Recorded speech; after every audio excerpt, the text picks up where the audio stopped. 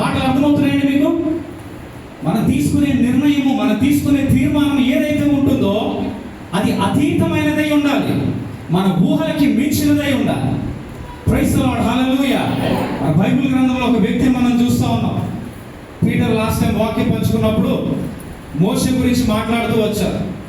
మోషే గురించి మాట్లాడుతూ ఉంటే నాకు ఒక పదం నన్ను ఆపింది ఒక దగ్గర. నేను పీటర్ వాక్యం చెప్పిన తర్వాత నేను తమ్ముడు నాకు ఈ పదం నాకు చాలా బాగా అనిపించే తమ్ముడు, నేను వాక్యం అంతా విన్నాను కానీ ఈ పదం నాకు చాలా బాగా అనిపించింది. మోషే దేవుడికి ఎందుకు ఇష్టడు అని అంటే, ఆ రోజు వాక్యం చెప్పడం, మోషే దేవుడికి ఎందుకు ఇష్టడు అని అంటే, దేవుడు ఎలా అయితే ఆలోచిస్తాడో మోషే కూడా అదే రీతిగా ఆలోచిస్తున్నాడు అంట.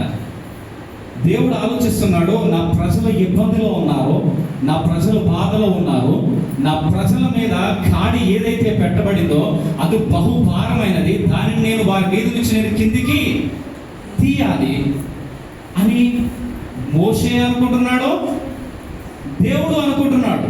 వీరిద్దరి మనసులు కూడా కలిశాయి. అయితే మనందరికీ తెలుసు మోషే గారి యొక్క చరిత్ర. 120 సంవత్సరాలు ఆయన భూమి మీద బ్రతికి 40 సంవత్సరాలు రాజరికం చేసి 40 సంవత్సరాలు గొర్రెలు మేపుకొని మిగతా చివరి 40 సంవత్సరాలు దేవుని మందను మేపిన వ్యక్తి మోషే. తెలుసు కదండి అందరికీ?